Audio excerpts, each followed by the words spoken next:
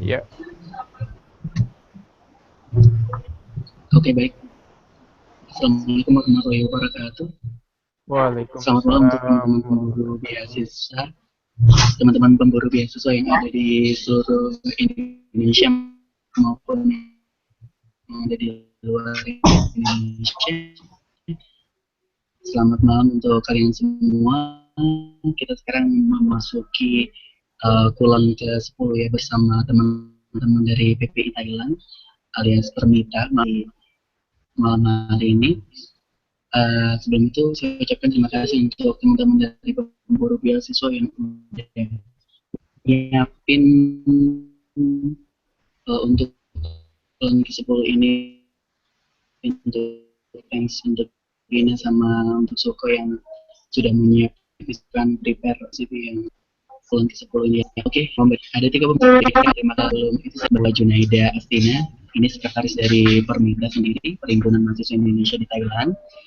Dan Mbak Junaida Astina ini sedang melanjutkan studinya di Chulalongkorn University, Mayoric Nutrition and Dietetics Program, Faculty of Applied Health Science. Kemudian juga ada Mbak Sanatun Syahidawati dari Department of Food Science, dari Agro Industry of Faculty Kasetachi University. Kemudian juga ada Mas Agus Ardiato, ini selaku dari Ketua Permita, dan beliau ini mengambil Master of Business Management Position di Permita dan mendapatkan beasiswa dari semua badan litbang pertanian. Oke, sekarang kita akan mulai aja. Untuk sesi yang pertama ini akan dijelaskan bagaimana sih studi di Thailand, kemudian beasiswa-beasiswa di sana seperti apa. Teman-teman beasiswa siap untuk menjalani kulon ke-10 ini, dan kita sambut Mbak Junaida atau aku menjadi pemateri kita yang pertama. Silakan untuk Mbak Junaida Astin. Terima kasih sebelumnya. Aku langsung share screen aja kali ya.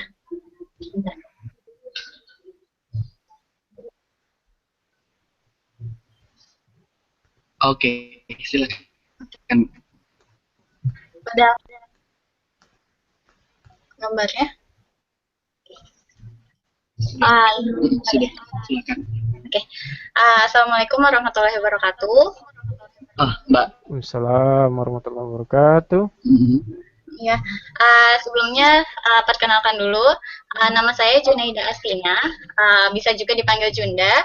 Saya dari Chulalongkorn University, Departemen Nutrition and Dietetics. Gitu. Jadi di sini saya kuliah tentang gizi. Dan sebelumnya saya juga mau mengucapkan terima kasih kepada tim dari kuliah online pemburu beasiswa dan juga teman-teman yang sudah memberi saya kesempatan untuk dapat sharing tentang bagaimana saya bisa sampai di sini. Gitu. Semuanya berawal dari mimpi, gitu. Jangan pernah takut untuk bermimpi, karena nggak ada mimpi yang terlalu besar untuk kita semua, gitu kan. Saya juga awalnya sama seperti teman-teman, gitu kan. Mulai dari mimpi saya untuk kuliah ke Eropa, kuliah ke Amerika, coba sana sini gitu kan. Terus sampai akhirnya saya ada di sini. Because if you never chase your dream, you will never catch them. Gitu. Dan teruslah untuk bermimpi karena Tuhan akan memeluk mimpi-mimpimu. Itu kata Andrea Hirata di bukunya Sang Pemimpi. Salah satu buku yang saya sukain banget. Dan menjadi inspirasi saya sampai saya bisa di sini. Terus kenapa sih pilih Thailand? Ini salah satu pertanyaan juga bagi saya sebelum saya memutuskan untuk pergi ke sini. Karena kan pada umumnya orang-orang nggak memikirkan Thailand sebagai tujuan utama kuliah atau studi gitu kan. Biasanya orang-orang lebih milih ke Eropa atau Amerika gitu. Tapi kenapa sih Thailand? Thailand juga ternyata punya beberapa keunggulan. Gitu, diantaranya biaya hidup relatif yang lebih murah dibandingkan dengan negara-negara lainnya. Di sini biaya hidupnya hampir sama kayak di Indonesia. Untuk Bangkok sendiri kurang lebih hampir sama kayak Jakarta. Gitu. Jadi saya sekali makan di sini harganya sekitar 25 sampai 40 baht. Itu setara dengan 10 sampai 16 ribu sekali makan. Jadi nggak terlalu berbeda jauh dengan di Indonesia. Gitu. Terus yang kedua adalah cuaca di Indonesia, di Thailand tidak terlalu berbeda dengan cuaca di Indonesia. Jadi berhubung saya juga nggak terlalu kuat dingin, mungkin kalau saya ditempatin di 4 musim, saya bakal kedinginan kali ya gitu. Jadi pasti semuanya Allah udah tahu yang terbaik buat saya kayak gitu. Terus yang kedua adalah orang-orang di sini ramah-ramah gitu kan, sopan-sopan sama kayak di Indonesia. Jadi kita nggak terlalu berbeda secara kultur. Gitu. Dan ternyata 2 universitas di Thailand masuk dalam 100 top university in Asia gitu.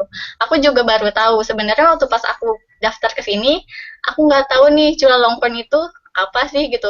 Dia universitas bagus atau bukan gitu. Tapi pas saya tanya ke teman saya, ternyata kata dia Chulalongkorn itu bagus gitu kan.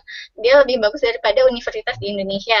Ada salah satu universitas di Indonesia yang saya pengen banget masuk ke sana gitu, dan menurut teman saya itu lebih Chulalongkorn University lebih baik daripada universitas yang kamu pengenin di Indonesia itu gitu kan. Oh, berarti saya tidak salah pilih gitu. Terus pas saya juga cari-cari di internet, ternyata 2 universitas di Thailand masuk dalam 100 besar Asia gitu. Terus gimana sih caranya, maksudnya prosesnya dari awal saya daftar sampai saya berangkat ke sini. Pertama, saya sebelumnya setelah lulus S1 saya kerja hampir 2 tahun gitu. Terus saya dapat informasi dari teman kalau ada pembukaan beasiswa di Thailand gitu kan. Ya udah saya coba ikutin aja prosesnya gitu. Terus saya juga tanya ke dosen saya yang menjadi contact person dari beasiswa ini gitu. Berhubung jadi beasiswa yang saya dapatkan sekarang itu adalah dari kerjasama dari universitas di Chula dengan universitas saya di IPB gitu. Jadi saya berhubungan dengan dosen saya di IPB, saya kontak beliau, tanya apa aja syarat yang dibutuhkan, terus apa yang diberikan oleh beasiswa tersebut, apa yang di-cover, dan prosesnya seperti apa gitu. Terus berhubung kayaknya menarik juga nih beasiswanya gitu, jadi saya coba apply, mulai dari seleksi berkas itu sekitar bulan Februari kalau nggak salah, Februari tahun kemarin. Terus nggak lama setelah itu ada wawancaranya seputar research yang kita mau, research proposal kita, sama tentang beberapa informasi pribadi yang kita cantumkan di application form. Gitu. Wawancaranya dalam bahasa Inggris melalui Skype antara saya dengan dosen-dosen yang ada di Chula. Gitu. Setelah itu saya mendapatkan LOA, Letter of Acceptance, kurang lebih sekitar 1 bulan setelah wawancara. Gitu. Dinyatakan diterima, tapi saya belum mendapat beasiswa saat itu. Jadi kita masih udah diterima tapi belum mendapatkan beasiswa, masih belum tahu nih beasiswanya dari mana. Gitu. Terus berhubung saya dapat beasiswanya itu karena kerjasama juga dari IPB dan Chula, jadi pihak Chulalongkornnya yang mencarikan beasiswa untuk saya gitu. Dan pada bulan Juni saya mendapatkan pengumuman kalau saya diterima di 100 Years Chulalongkorn University gitu. Terus bulan Agustus setelah habis Lebaran saya berangkat ke Thailand gitu. Terus ini persyaratan berkas yang dibutuhkan, kurang lebih di sini TOEFL-nya minimal 500 atau IELTS 5,5. Jadi nggak terlalu tinggi dibandingkan negara-negara lainnya gitu. Tapi ya lumayan lah kalau buat saya gitu, karena memang Allah udah tahu yang terbaik gitu kan. TOEFL-nya di sini minimal 500. Terus begitu fotokopi ijazah, transkrip, minimal IPK 3,5. Lalu ada application form, itu bisa di-download dari universitas terkait gitu, dan cover letter, serta kita juga harus mengirimkan CV.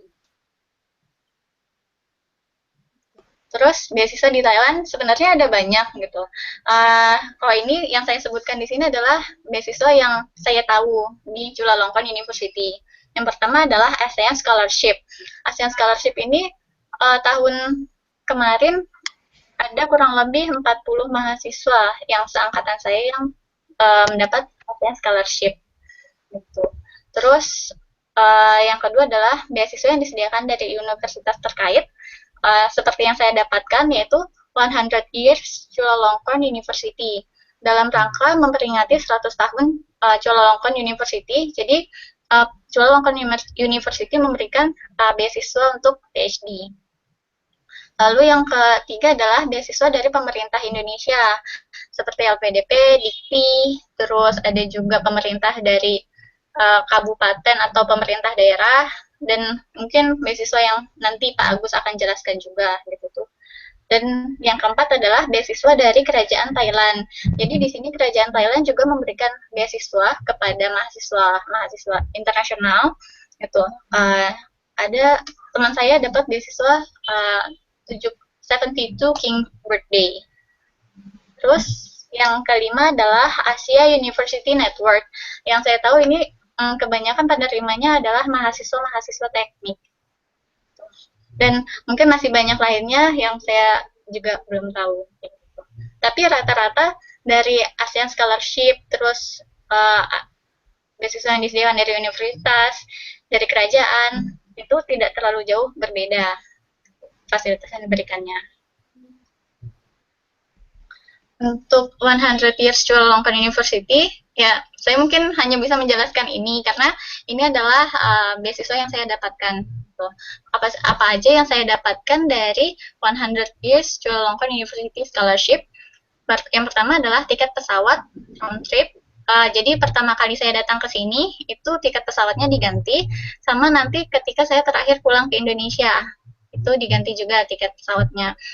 Apabila misalkan ada teman-teman yang dia rumahnya misalkan di Sumatera gitu ya, di Sumatera dia harus terbang dulu ke Jakarta, habis dari Jakarta baru ke Bangkok, itu nanti di cover semuanya, jadi dari rumahnya di Sumatera ke Jakarta, Jakarta Bangkok itu di cover gitu pulang pergi. Tapi kalau mau liburan bayar sendiri. Terus yang kedua adalah akomodasi di CI House. CI House adalah international dormitory-nya dari Chula. Gitu. Kita juga dapat penginapan di sana, jadi nggak usah pusing-pusing lagi cari tempat tinggal. Terus yang ketiga adalah tuition fee atau biaya kuliah kita selama di sini. Untuk master sendiri rata-rata tuition fee yang di cover adalah selama 2 tahun. Kalau untuk PhD pada umumnya adalah 3 tahun. Gitu. Jadi kalau misalkan lebih dari 2 tahun, misalkan extend sampai 2,5 atau 3 tahun untuk master, kemungkinan dengan biaya sendiri atau propose scholarship lagi ke dosennya atau ke fakultas. Terus kita juga mendapatkan uang saku sebesar 10.500 baht per bulan. Untuk saya sendiri uang saku segitu cukup, alhamdulillah. Itu masih bisa nabung. Terus yang kelima adalah biaya penelitian.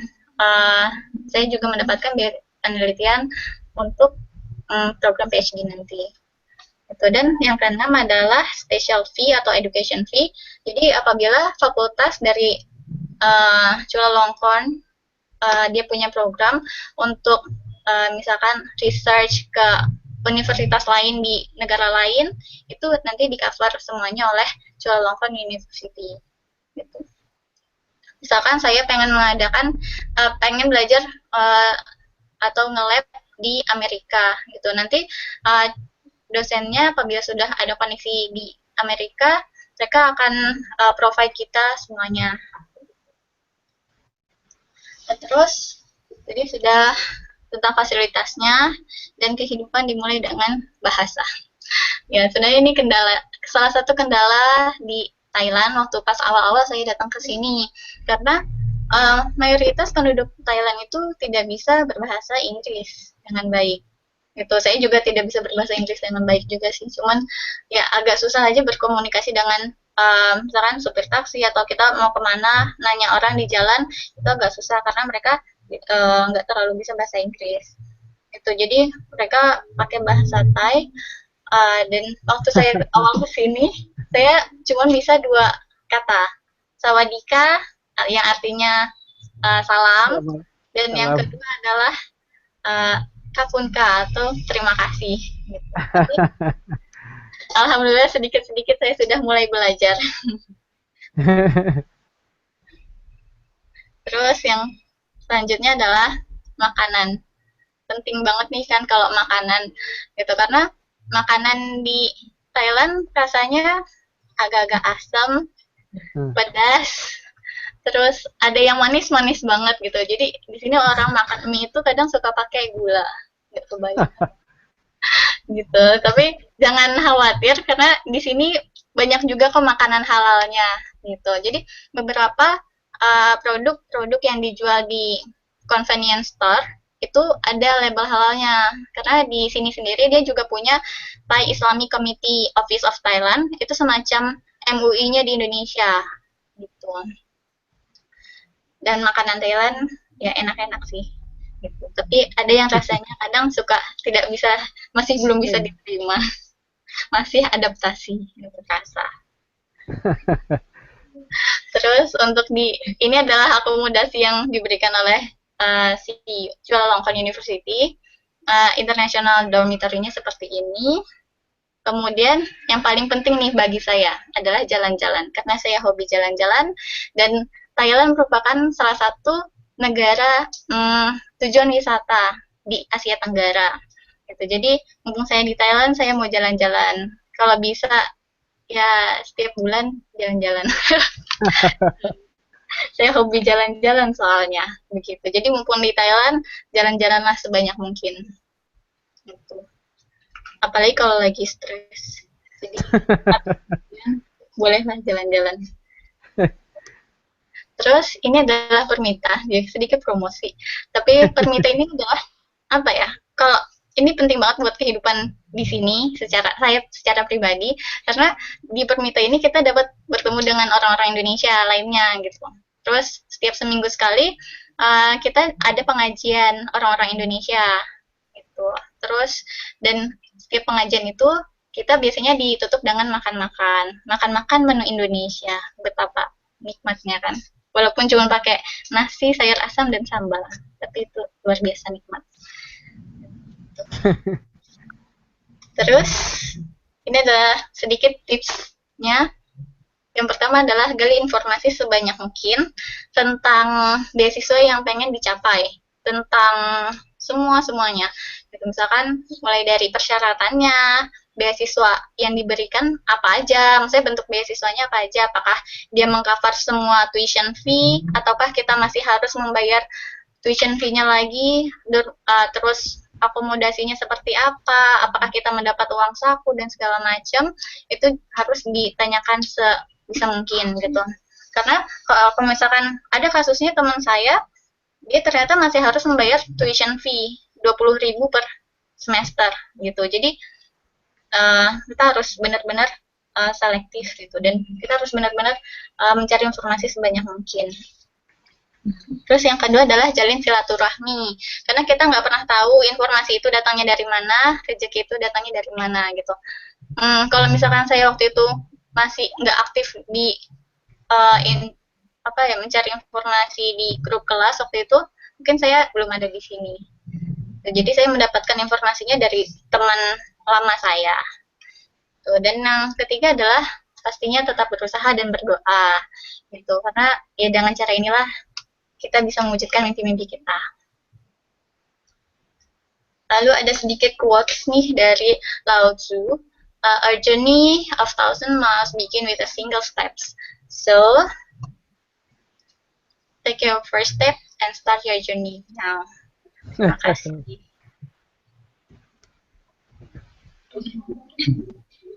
Oke, terima kasih untuk Mbak Syahidah yang udah memaparkan materinya untuk malam hari ini. Kemudian kita lanjut aja untuk materi kedua kita ya. Untuk mungkin karena Mbak Syahidah juga masih belum siap untuk internetnya lagi bermasalah di sana. Untuk Mas Agus Sadiarto silakan untuk materi selanjutnya.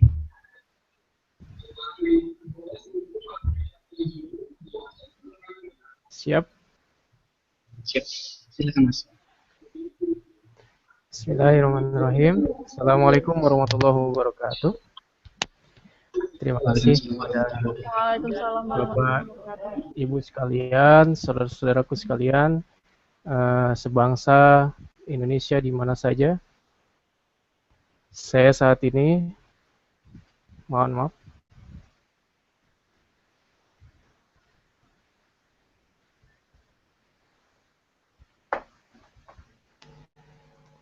ya mohon maaf, baterainya udah mau habis.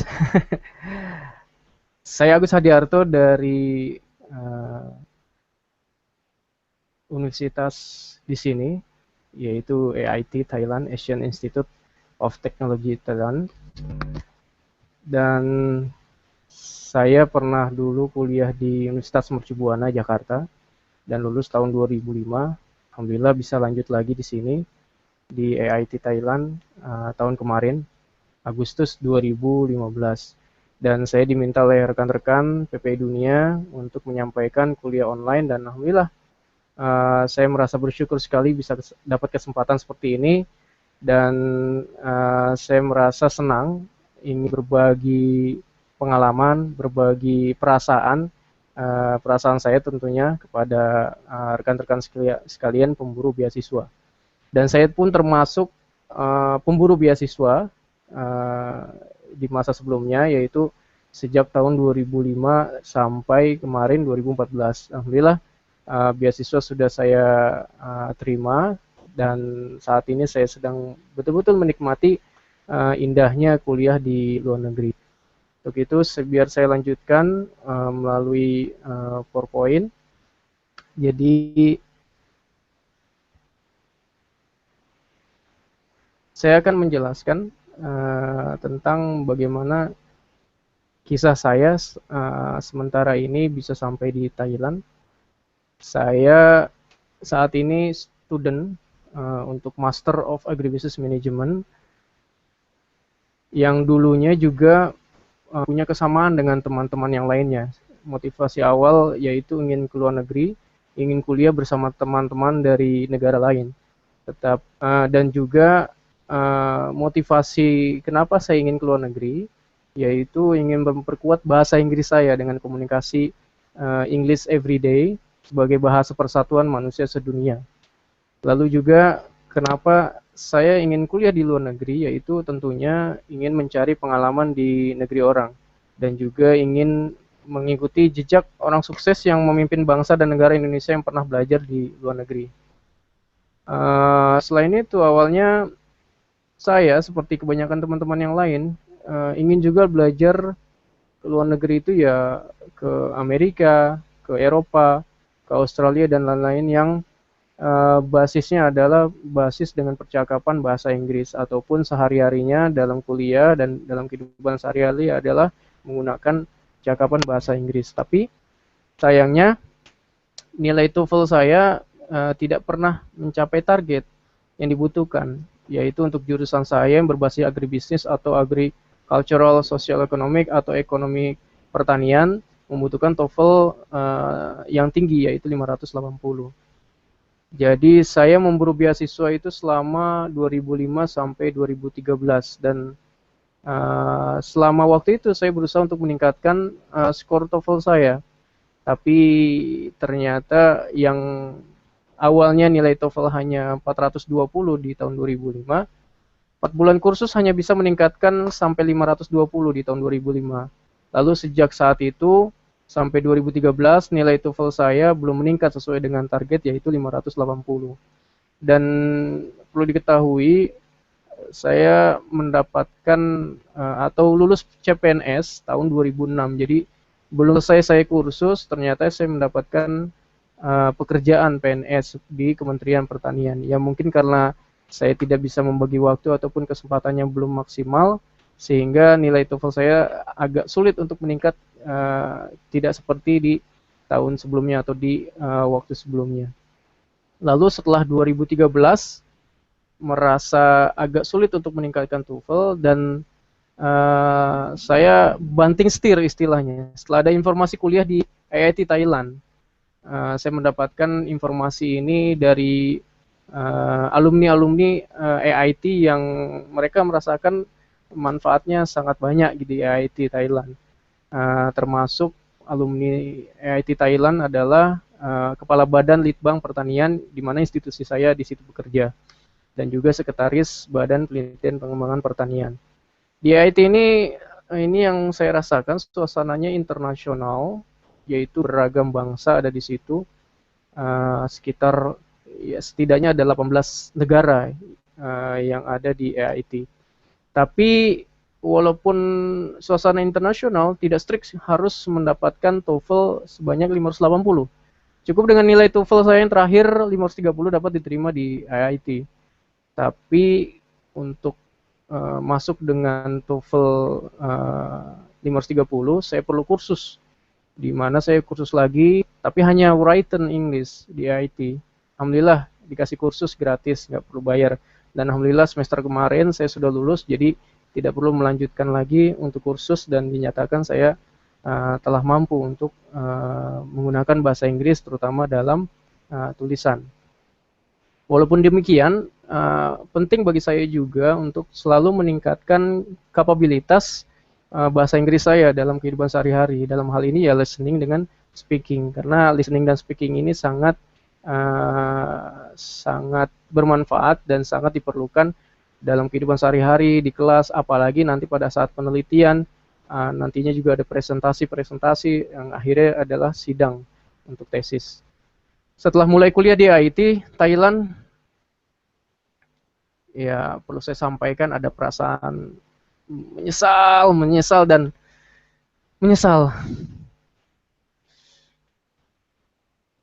Menyesal kenapa tidak sejak dulu saya mendaftar di IIT Thailand, yaitu saya punya kesempatan terbuka tahun 2008. Saya sebenarnya sudah bisa melanjutkan untuk kuliah di luar negeri, dan saya sudah dipromosikan oleh kantor saya, di mana kantor saya adalah di Balai Pengkajian Teknologi Pertanian Maluku Utara. BPTP ini adalah salah satu UPT, unit pelayanan teknis dari Kementerian Pertanian yang ada di Maluku Utara. Suasana Thailand membuat hidup saya menjadi betah untuk belajar dan tinggal di Thailand. Banyak kelebihan kuliah di Thailand dibandingkan di negara lain. Walaupun dibandingkan dengan Amerika, dengan Eropa dan Australianya. Dan mungkin saya sebutkan kelebihannya satu persatu, walaupun sebagiannya sudah disampaikan oleh Mbak Junda tadi, tapi tidak apa, sedikitnya akan saya sampaikan lagi. Jadi yang pertama adalah bagi teman-teman yang skor TOEFL-nya tidak mencapai 550, apalagi target saya 580, universitas-universitas di Thailand tidak strict mempersyaratkan nilai TOEFL. Bahkan di IIT, ini secret juga sebenarnya, tapi dengan nilai 450 bisa diterima. Tapi saat mulai kuliah, bahasa Inggris. Gimana? Untuk Mas Agus, maaf, slide-nya belum berjalan. Oh, di sini sudah berjalan? Slide. Di sini masih belum berjalan ya. Oh. Nah, udah. Sekarang ada. Silakan dilanjut lagi. Udah, silakan Mas. Sudah ya? Oh iya, sudah Mas, silakan dilanjut. Baik, saya lanjutkan lagi. Ya, bagi teman-teman yang skor TOEFL-nya tidak mencapai 550, apalagi 580, universitas di Thailand ini masih bisa menerima. Tidak strict seperti di US, Eropa, Australia, bahkan negara-negara lain yang berbasis bahasa Inggris. Terus biaya hidup juga tadi sudah disebutkan lebih terjangkau dibandingkan dengan negara-negara yang tadi telah disebutkan. Dengan biaya hidup tersebut sangat memungkinkan kita untuk membawa keluarga ke Thailand, dan saya termasuk orang yang membawa keluarga ke Thailand.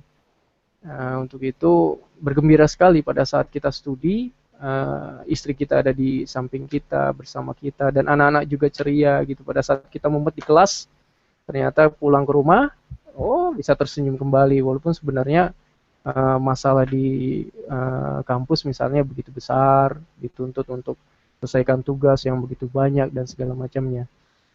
Lalu komunitas Indonesia di Thailand juga sangat care dan support untuk kita, bisa membantu kita kapan saja. Teman-teman yang memilih studi di Thailand, apalagi dengan adanya Permita. Nanti bisa dilihat Permita di http permita.net. Tadi juga telah disampaikan sedikitnya oleh Mbak Junda. Dengan adanya Permita, kami bisa berkumpul, lalu bisa melakukan banyak sekali kegiatan pengalaman yang sifatnya saling membantu. Di Permita juga ada English class, terus juga ada Asian Talk. Asian Talk ini bukan hanya bicara kita saat ini, tapi untuk bicara kita ke depan menghadapi Asian Economic Community.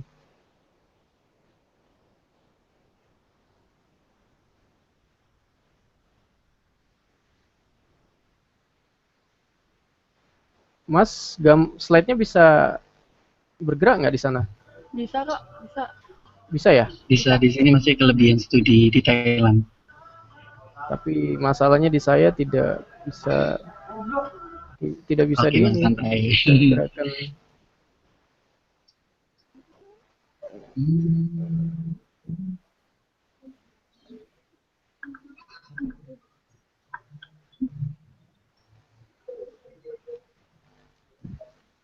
Nggak bergerak ya?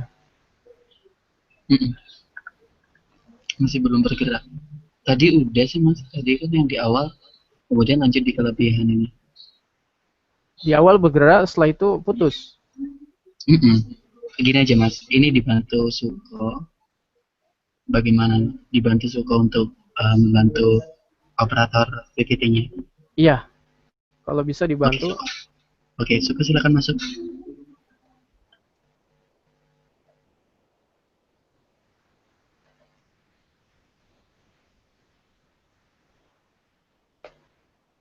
Sudah masuk ke foto belum, Mas? Oke, sudah masuk. Silakan. Ke foto ya? Accommodation Indonesian Community and Traveling. Oke, ya kita lanjutkan kembali. Mohon maaf dengan segala kekurangan dan kesalahan teknik. Di sini saya memaparkan sedikit foto-foto yang sempat saya ambil, dan tampak di depan itu accommodation itu adalah rumah kami tinggal. Jadi kami sewa rumah dan ini tinggalnya di dalam kampus. Accommodation ini disediakan, kalau yang seperti ini disediakan untuk khusus bagi yang berkeluarga. Di dalamnya ada 2 kamar, ada ruangan tamu, ada kamar mandi cukup baik, ada dapur juga, dan di dalamnya disediakan langsung ada tempat tidur, ada lemari, ada kulkas, ada kompor, bahkan ada meja, dan cukup nyaman lah. Di sini kami membayar sekitar 6.000 baht. Ya kurang lebihnya 6.000 karena ada bayar listrik dan biaya yang lainnya. Tapi menurut teman-teman di Bangkok 6.000 baht dengan 2 kamar sangat murah begitu ya, cukup murah lah. Lalu ada lagi gambar Indonesian Community. Ini saya berfoto bersama dengan teman-teman Permita setelah bergabung mereka, dan kami melakukan perkenalan. Untuk kali pertamanya kami bertemu di sini, dan juga tadi telah dijelaskan oleh Mbak Junda sebelumnya, di sini banyak tempat traveling. Jadi kita bisa liburan kemanapun kita suka, dan ongkosnya ya cukup murah gitu ya dibandingkan dengan negara-negara Eropa misalnya. Lalu kita bergerak lagi ke slide berikutnya. Di sini juga saya memperlihatkan foto-foto. Ada Indonesia AIT Community, ini teman-teman yang ada di AIT yang sampai saat ini jumlahnya sekitar 20 student. Dan dari 20 student ini kalau ditambah dengan anak-anak mungkin ya sekitar 50-an ya, 50-an orang Indonesia, dari yang orang dewasa sampai anak-anak. Dan sebelah kanannya atau di sebelah kiri bawah ini gambar saya bersama dengan istri dan anak-anak saat berfoto di tempat umum. Ini di saat kami makan siang, disempatkan kami berfoto ya. Alhamdulillah kami berbahagia di sini. Lalu di sebelah kanannya ini adalah kuliah lapang, di sebelah kanan atas ada kuliah lapang. Kami ke perusahaan makro di sana, makro tapi bukan makro kantornya, tapi adalah warehouse yang sangat besar sekali. Dan yang sebelah kanannya, di sebelah kanan bawah juga, ini ke CP-RAM, food industry intinya, food industry. Lalu lanjutkan lagi. Belum selesai, saya membicarakan kelebihan-kelebihan kuliah di IIT dibandingkan dengan negara lainnya. Khusus yang kuliah di IIT, kampus ini internasional tadi telah disebutkan, sedikitnya terdiri dari 18 negara. Sebagian besar dari Asia dan juga ada yang berasal dari Eropa dan ada juga yang dari Amerika. Khusus field of study yang saya ambil di sini, Agribusiness Management Program, ternyata program yang saya ambil ini telah diakui the best program level 14 di dunia dari bidang business management atau MBA. Terus bagi teman-teman yang kangen dengan keluarga di Indonesia, saya rasa kuliah di Thailand memungkinkan pulang pergi Indonesia Thailand 4 kali setahun. 4 kali setahun tuh kalau di 12 bulan dibagi 4 ya sekitar 3 kali. Bahkan ada yang 2 bulan sekali gitu mereka pulang pergi untuk ketemu dengan keluarganya. Apalagi yang sedang penelitian di Indonesia, yang ambil datanya di Indonesia tentunya butuh lebih intens lagi, bisa sebulan sekali atau 2 bulan sekali pada saat penelitian.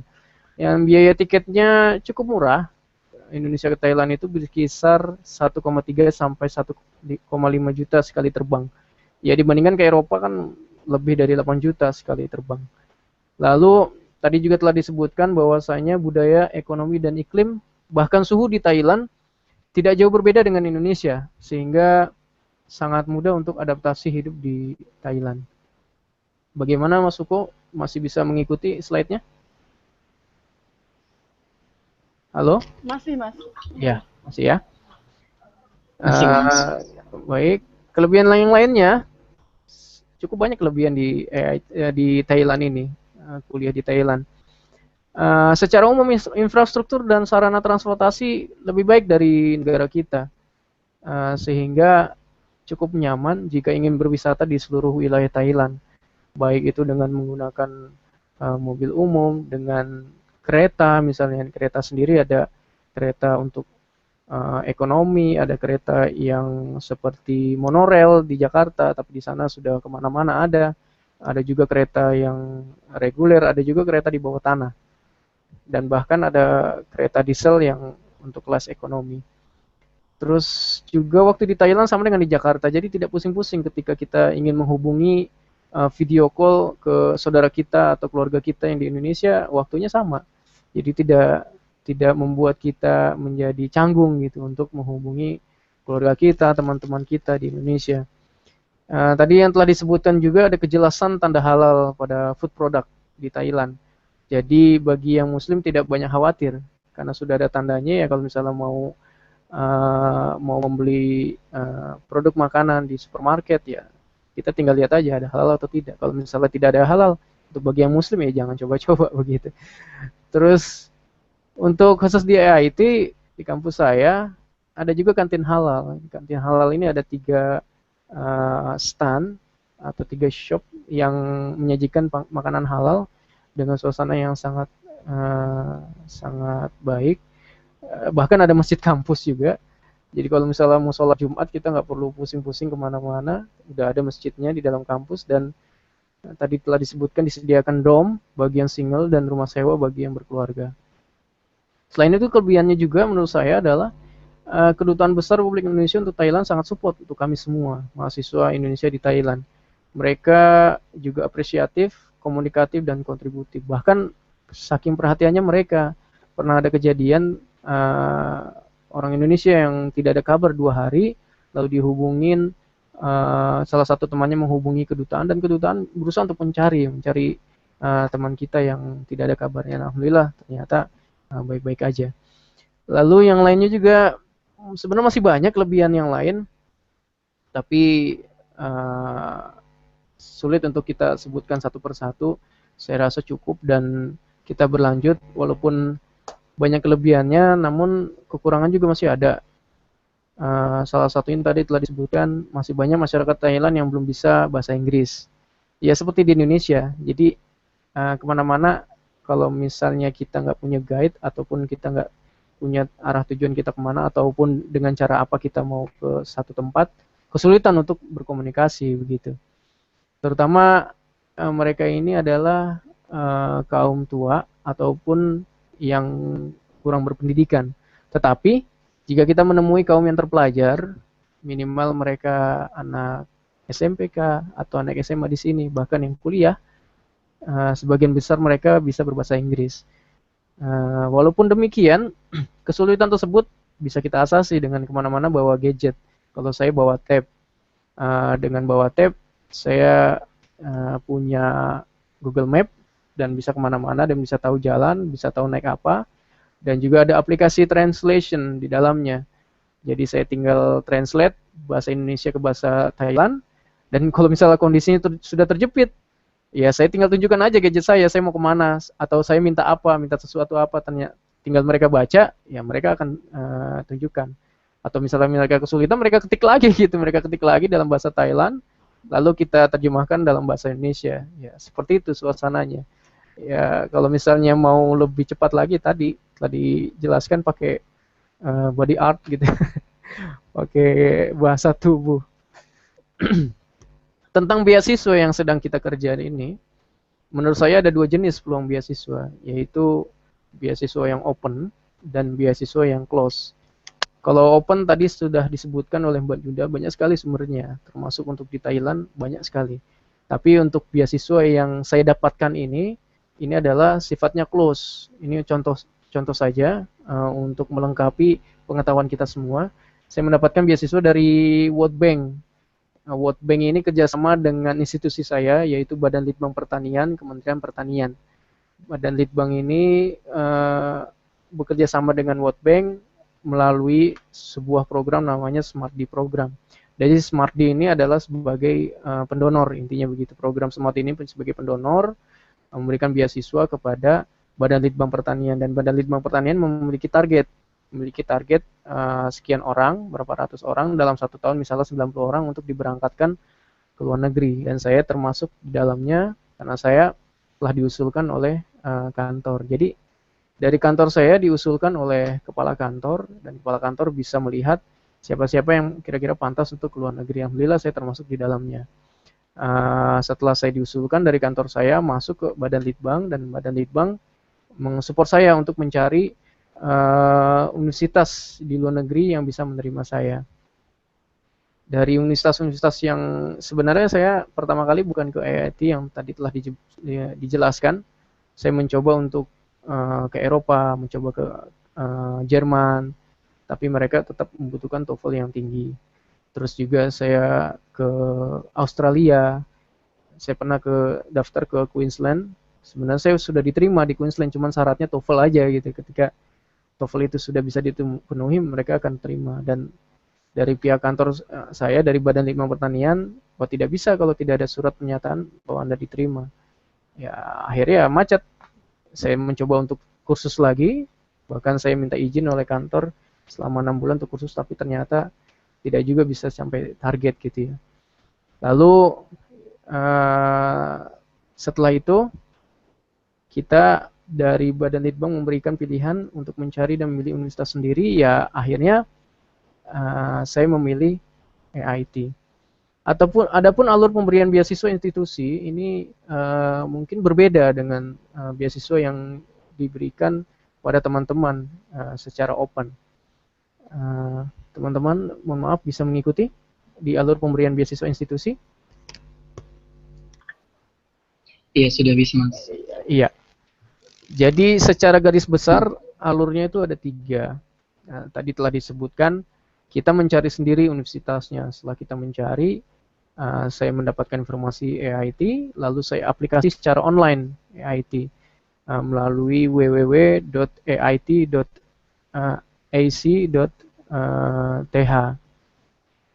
Lalu saya buka online, ya minimal kita punya email gitu ya. Kita punya email, dari email itu kita bisa upload dokumen kita, baik itu ijazah, tentunya ijazah di scan.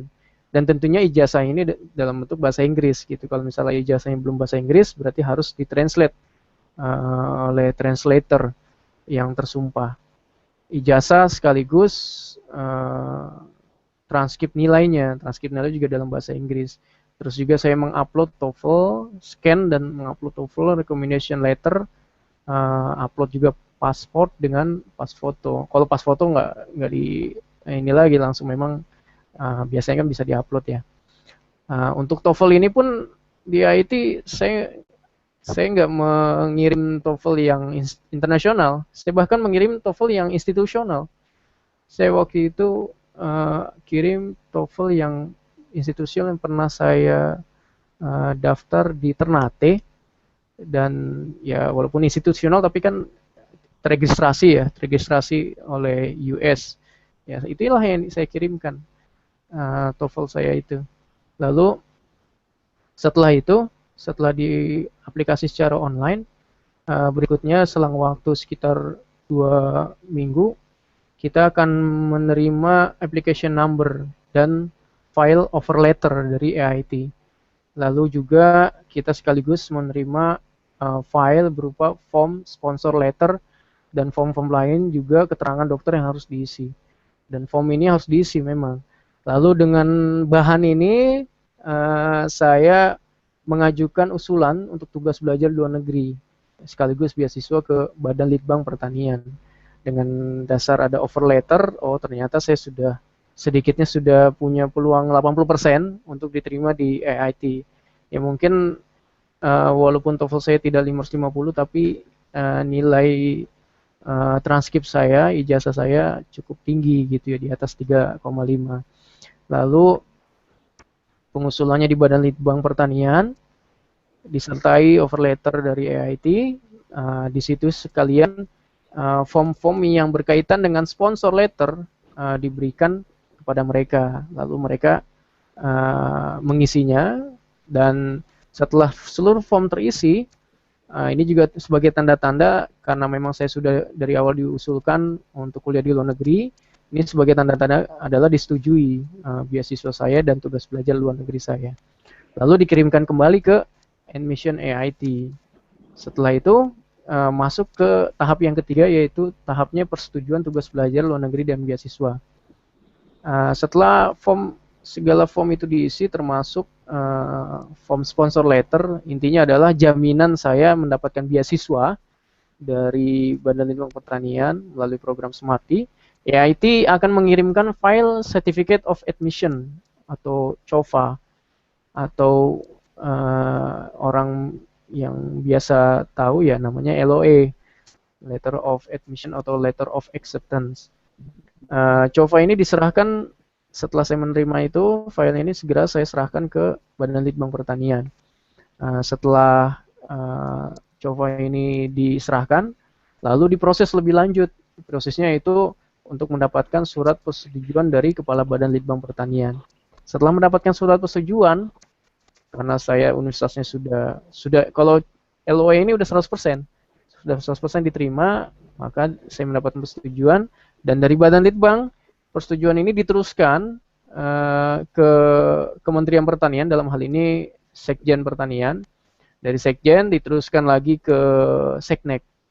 Nah, terakhir adalah surat persetujuan Sekretaris Negara RI. Ini adalah final point untuk mendapatkan persetujuan. Kalau misalnya surat persetujuan Seknek sudah selesai, berarti kita betul-betul sudah 100% bisa berangkat ke Indonesia. Tinggal terakhir adalah urus visa. Untuk pengurusan visa segala macam ini sudah diurus oleh staf di Badan Litbang Pertanian. Lalu setelah visa selesai, saya dipanggil untuk saya dapat ongkos, saya dapat tiket, saya dapat biaya hidup selama 3 bulan untuk berangkat ke Thailand.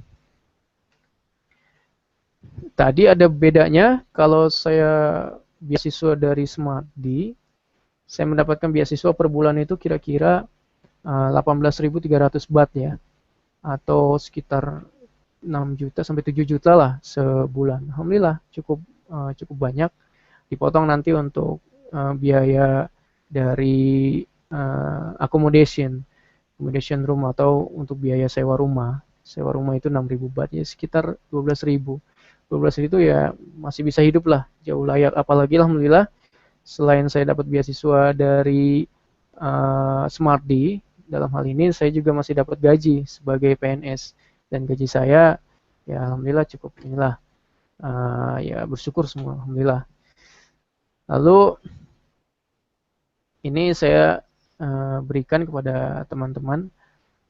Tadi selain saya jelaskan beasiswa yang bentuknya close, bentuknya tertutup, yang ada kerjasama dengan pemerintah dengan pendonor lainnya. Ini juga list beasiswa yang bisa diberikan secara open. Tadi sudah disebutkan ada dari LPDP, dari Dikti Scholarship for Indonesian Lectures, dari Kong Scholarships and HM Queen Scholarship, belum 6 Kong PI. AIT juga memberikan fellowship, cuman saya tidak sarankan untuk AIT fellowship karena biaya hidupnya sangat rendah. Ada juga dari Japanese Government Scholarship, dari Asian Development Bank for Japan Scholarship Program, Join Japan, World Bank Graduate Scholarship Program, ada juga Ford Foundation tapi khusus yang Asian Scholarship Foundation in Thailand, ada A8 Scholarship, UNESCO, dan juga AIT dan UNESCO Joint Master Degree Programs. Beasiswa-beasiswa ini adalah khusus saya berikan pada teman-teman karena ini yang terkait dengan Indonesia. Adapun sebenarnya khusus di AIT itu sebenarnya banyak beasiswanya, tapi kaitannya dengan negara lain, bukan Indonesia. Ya misalnya Kamboja, Myanmar, Thailand khusus, ada juga Cina. Saya lanjutkan. Ini adalah link beasiswanya, nanti teman-teman bisa catat. Intinya kuliah di luar negeri dan salah satunya di Thailand, insya Allah akan memberikan peluang hidup kita lebih bahagia. Jadi jangan khawatir bagi teman-teman yang seperti saya waktu itu TOEFL-nya nggak cukup, nggak pernah cukup. Tapi bagaimana nih, asalkan nilainya cukup baik, di atas 3,0 IPK-nya, itu bisa mengajukan beasiswa. Dan beasiswa cukup banyak, baik yang dari dalam negeri ataupun luar negeri. Yang tadi saya sebutkan itu list beasiswa dari AIT.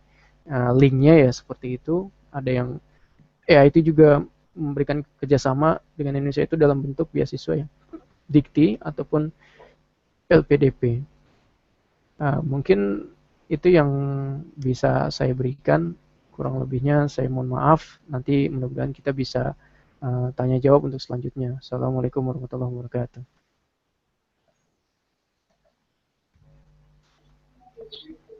Oke, Waalaikumsalam warahmatullahi wabarakatuh. Terima kasih untuk sudah dipaparkan untuk materinya untuk hari ini, untuk ulang kita yang ke-10 ini bersama PPIT ya.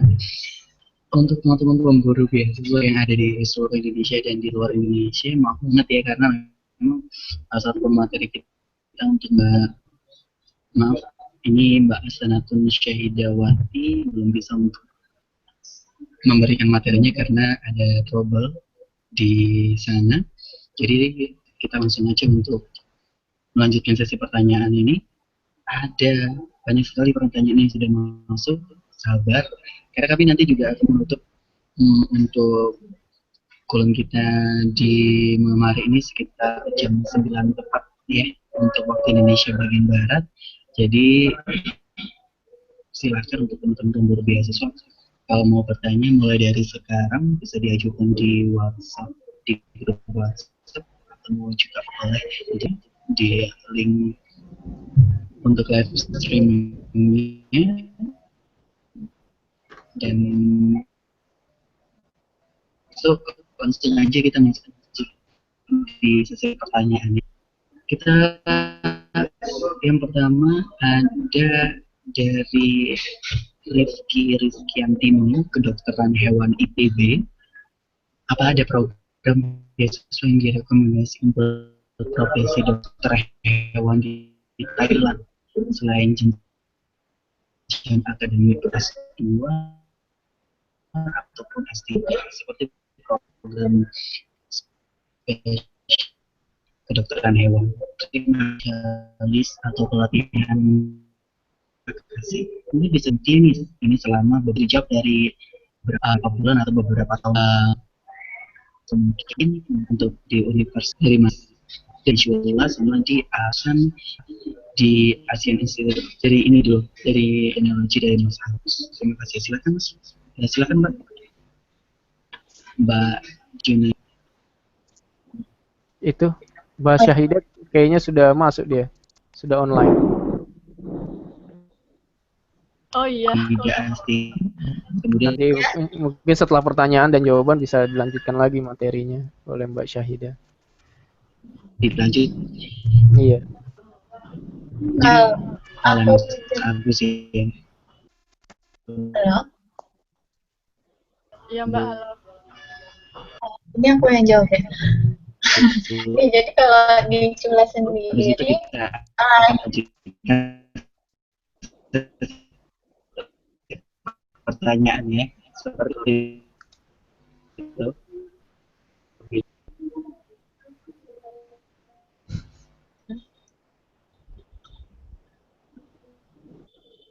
halo? Halo, Halo. maaf Pak Junida. Iya ya. Kalau di Cula, Halo. iya halo. Putus-putus soalnya. Kalau di Cula sendiri, di sini ada fakultas kedokteran hewannya. Tapi saya kurang tahu apakah fakultas tersebut menyediakan Untuk beasiswa. Mbak Hasanatun Syahid.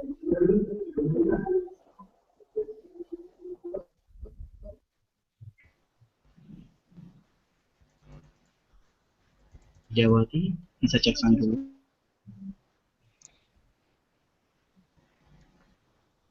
Mungkin gini ya, langsung Mbak Junda aja menjawab pertanyaan dari Ya. oh, Jadi dari Rizky ya tadi. Rifki.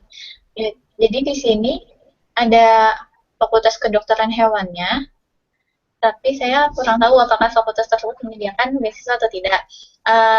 Ini saya coba buka linknya untuk fakultas kedokteran hewannya. Bentar. Ya. Oh, ini.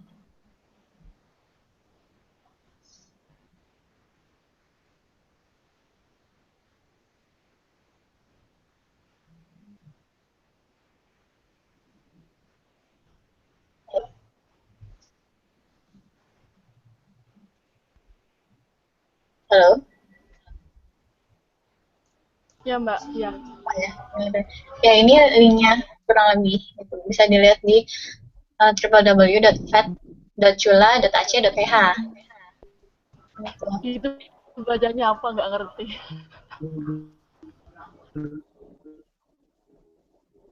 Kebetulan untuk kita bulan Februari sampai Maret untuk pendaftarannya gitu. Tapi teman saya, kalau yang angkatan saya dia nggak ada yang kedokteran hewan gitu. Tapi saya punya teman di kedokteran gigi. Menurut informasi dari dia di sini melanjutkan program studi master, tapi bukan untuk spesialis gitu. Jadi kayaknya kalau di sini aku belum pernah dengar beasiswa untuk spesialisnya, tapi kalau untuk masternya ada.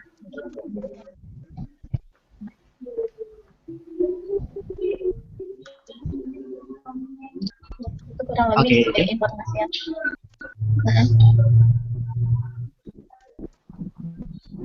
Oke, cukup. Di Asia, di AIT-nya Mas Agus bagaimana? Kalau di kampusnya Mas Agus bagaimana tentang kedokteran hewan? Apakah ada untuk jurusan tersebut? Oh, di AIT mohon maaf tidak ada. Khusus untuk bidang tidak ada ya? Ya, tapi untuk pengembangan teknologi yang berbasis pertanian kita memang ada di sini, di School of Environment Research and Development. Di sini membidangi pertanian secara keteknikan dan juga teknologi. Tapi keteknikan pun bukan murni, bukan semuanya murni engineering. Di dalamnya bisa dari perikanan juga masuk, terus peternakan juga masuk, dan saya agribisnis masuk, dari agronomi juga masuk. Di School of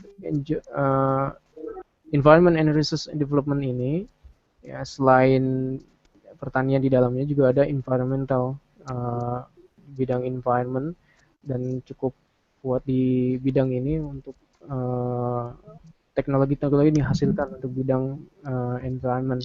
Dan juga ada rural development, ini juga kajian-kajiannya cukup kuat dan bisa banyak publikasinya untuk rural and development ini banyak sekali gitu. Jadi mohon maaf kalau misalnya kedokteran tadi sudah dijelaskan oleh Mbak Junda, dan mungkin menurut saya nggak mesti kita mencari beasiswa yang fokus dari departemen yang bersangkutan. Rata-rata beasiswa itu arahnya adalah dari sebuah universitas gitu. Jarang sekali kalau misalnya secara khusus atau spesifik dari departemen yang bersangkutan. Kalau di IIT yang khusus untuk departemen ada, tapi memang jarang ya. Tapi ada satu, yaitu mengenai remote sensing. Kalau remote sensing memang jurusan itu yang dituju, dan backgroundnya juga background dari IT, maka bisa secara khusus untuk mendapatkan beasiswa tersebut gitu. Tapi bukan di School of Environment Research and Development yang saya di dalamnya, tapi di departemen lain, yaitu di SET, namanya School of Technology. Mungkin itu yang perlu disampaikan.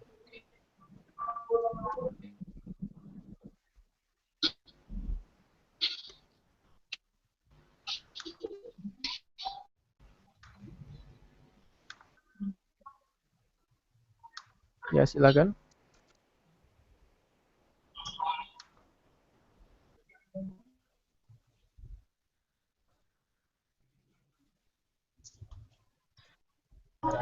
Pertanyaan kedua ini dari Asep Syaifuddin Nazmi.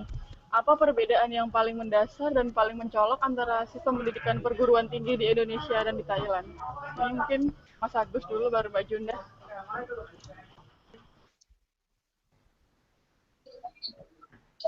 Ya, terima kasih. Perbedaan sistem pendidikan ya. Terus apa yang saya rasakan di sini sepertinya tidak jauh beda dengan apa yang dirasakan saya di Indonesia pendidikannya.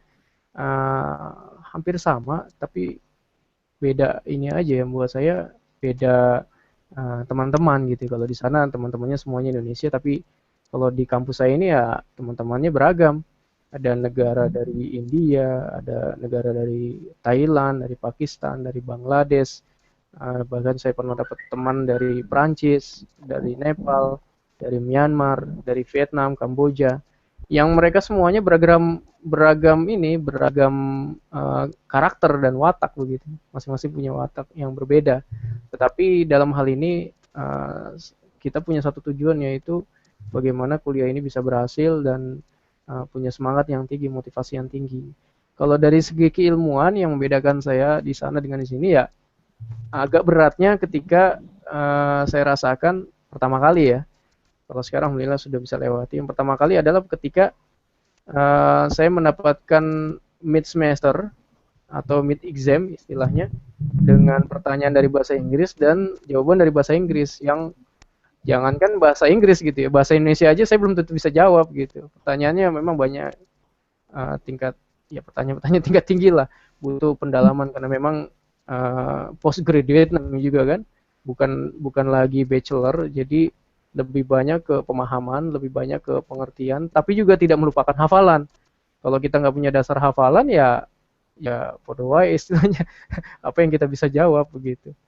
Mungkin itu yang perlu disampaikan. Dan IIT ini khas ya, selain kita bisa pengertian hafalan, tapi juga kita nggak boleh open book gitu. Semua ujian yang saya lewati, baik dari mid exam, final exam yang semester 1 kemarin, sampai sekarang semester 2 sudah lewati mid exam, semuanya close book gitu ya.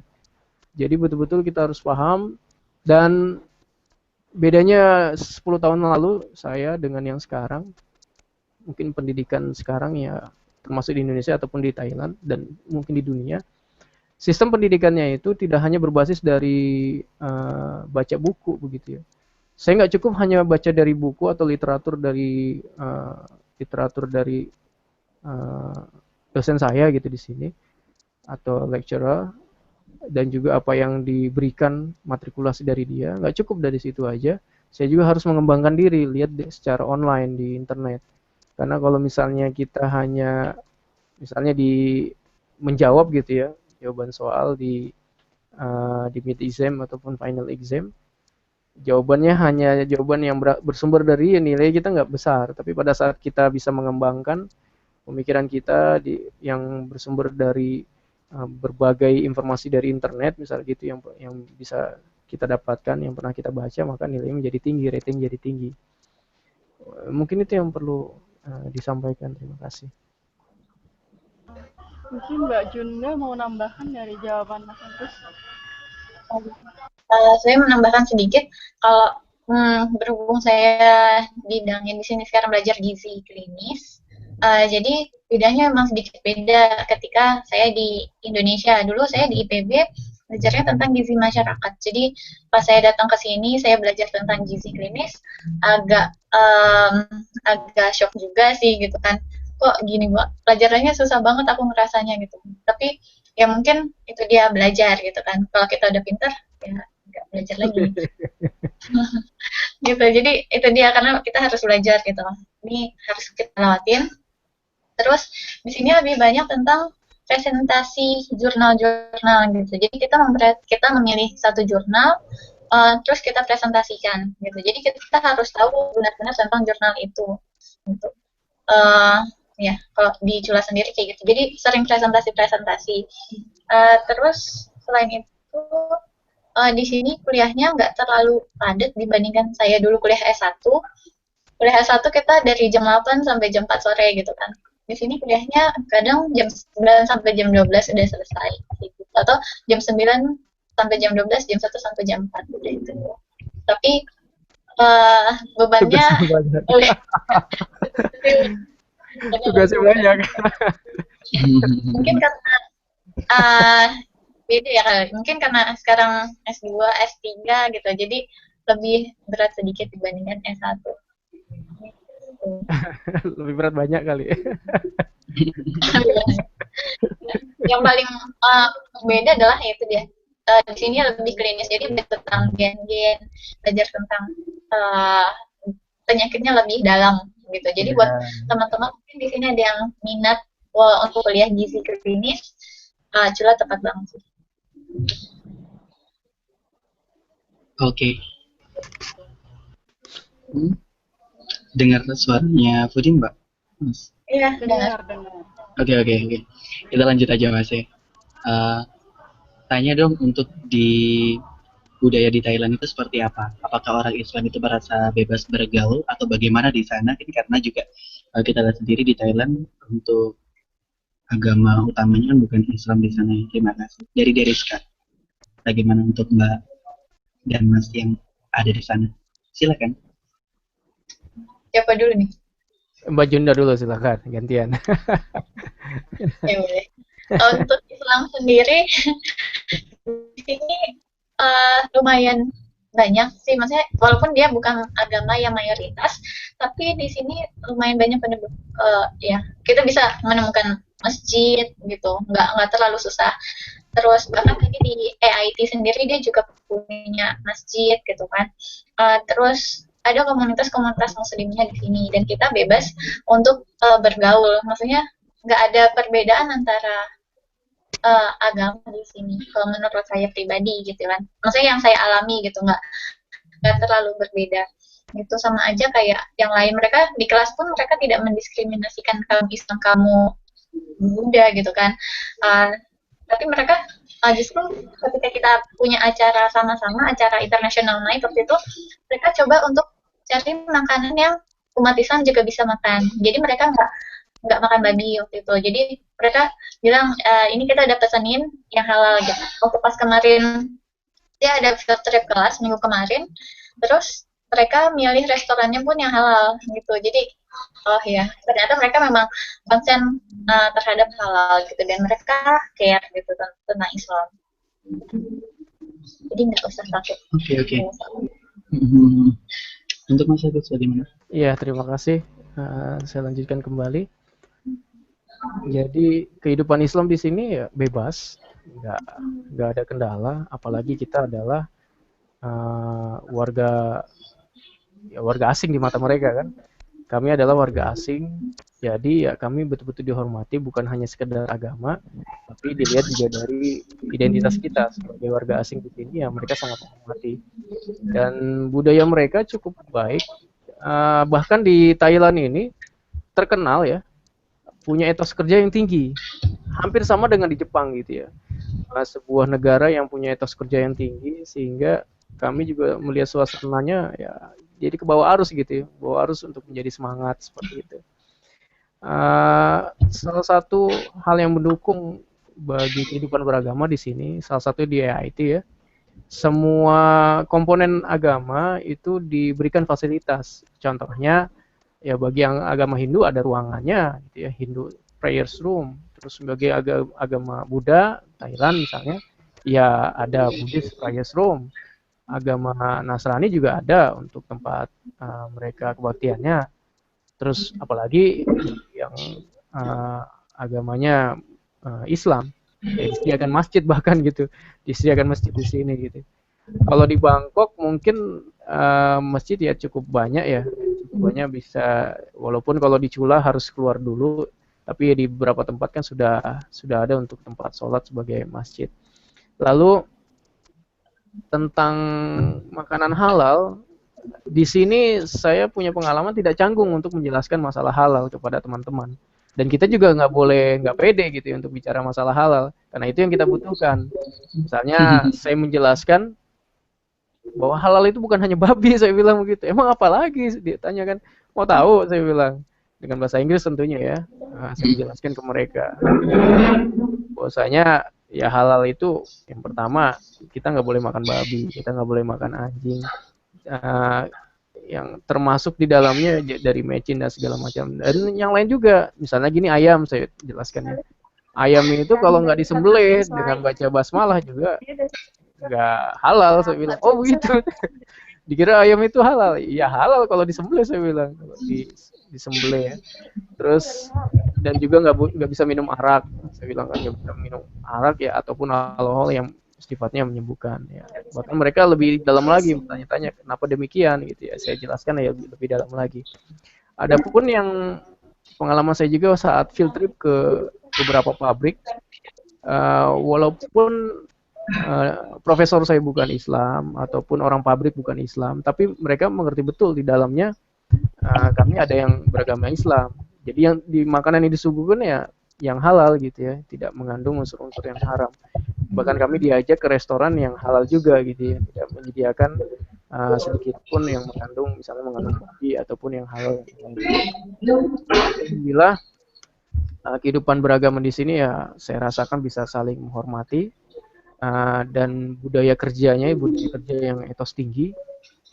Dan kalau budaya-budaya yang lain, budaya Melayunya ya budaya Asia ya, budaya Asia ya sama dengan kita, nasibnya sama, nasib sepenanggungan gitu ya, sama-sama Asia, sama-sama yang disebut developing countries, ya itulah Asia. Dan bahkan saya punya yang tadi ya kelebihan yang lainnya, saya merasakan di sini nasib Thailand dengan nasib Indonesia di mata Asian Economic Community itu sama, bahkan saya bisa mengerti betul di sini Indonesia itu adalah sebagai pasar yang besar sekali gitu ya, pasar terbuka bagi ekonomi bebas di tingkat Asia Tenggara, pasar bebas, sehingga bahkan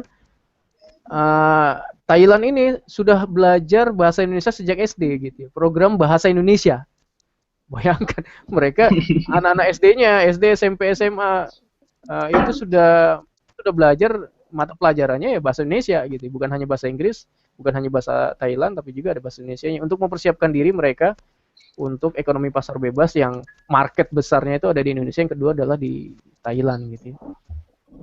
Mungkin itu yang perlu saya sampaikan. Oke, kita lanjut lagi ya Mas ya. Iya, untuk pertanyaan selanjutnya, ini dari saya pribadi. Iya silakan. Saya mau tanya gini Mas, kalau di HIT sendiri itu apa namanya, dari tadi kan saya lihat untuk biaya untuk pendaftarannya kan gampang sekali ya, tinggal semuanya online, kita daftar di website-nya. Apakah ada ini apa namanya kayak biaya fee-nya kalau kita mau mendaftar di HIT? Bagaimana? kurang jelas Mas? Si biaya pendaftarannya gitu. Biaya pendaftaran, pendaftaran. registrasi. Oh. Apakah ada atau gratis di sana? Registrasi ini, jadi kalau kita mau online jangan bayar dulu. Saya ini nggak bayar dulu secara online dulu aja, kita masukin online. Nanti kalau kita sudah dapat letter offer dan sudah sepertinya 80% nih, sudah jelas nih ya, sudah jelas kita diterima misalnya gitu. Tanda 80% diterima itu kan letter offer. Nah, kalau kita udah letter offer baru kita registrasi. Registrasi itu ya hanya 20 baht. 20 baht itu kalau dirupiahkan ya sekitar 20 baht kalau dirupiahkan dikali 13.000 kan 300.000 lebih lah ya. Jadi kalau misalkan belum belum pembayaran itu kita udah dapat LOA-nya dulu ya? Nggak bisa. Nggak bisa ya, harus bayar dulu. Mendapat LOA itu ya harus bayar dulu registrasi. Tanda jadi kita untuk menyatakan kesediaan kita kuliah di EAIT kan ya registrasi bayar. Tapi pembayar terjangkau lah. Ya, cuman 20 baht. 20 baht kalau sekarang dikali 13.000 kan berarti sekitar 260.000. Murah. 260.000. Saya pernah bayar 260.000. Bayar 2 kali malah. Yang pertama karena saya gagal untuk di Januari, akhirnya saya limpahkan di Agustus 2014 dan bayar 2 kali nggak masalah. Karena nggak begitu besar dibandingkan misalnya kita masuk UI aja udah 750.000 ataupun IP. Tapi mahal mereka. Iya. Iya. Oke. Cukup Mas ya. Iya. Terima kasih. Iya. Nah, ini pemburu beasiswa ya, karena kita juga sudah materi kita yang kedua yang terakhir ini sudah masuk. Kita sapa dulu. Halo Mbak Syaida. Halo Mbak Syaida. Halo. Tapi maaf ini saya online-nya lewat handphone. Oh iya, Oke. Kalau gitu mungkin bisa diceritain sekarang aja ya Mbak ya. Sebelum waktu kita karena materi kita juga mepet. Silakan untuk Mbak Syaida. Oh ya. Terima kasih sebelumnya. Assalamualaikum warahmatullahi wabarakatuh. Waalaikumsalam warahmatullahi wabarakatuh. Nama saya Asanatun Syaidawati, dipanggil Syaida bisa. Saya sekarang sedang menempuh pendidikan master di Kasetsart University. Nah, beasiswa yang saya peroleh ini merupakan beasiswa internal dari Kasetsart sendiri. Dan beasiswa ini merupakan beasiswa research student. Jadi, mahasiswa yang diterima di beasiswa ini difokuskan untuk penelitian saja. Sedangkan mata kuliah yang diambil itu hanya sebagai pendukung. Dan yang perlu diketahui untuk penerima beasiswa research student ini, untuk nilai mata kuliahnya dan nilai semuanya itu tidak ada GPA atau tidak ada IPK. Jadi nilainya cuma S dan U saja. S itu menyatakan satisfied dan U itu menyatakan unsatisfied.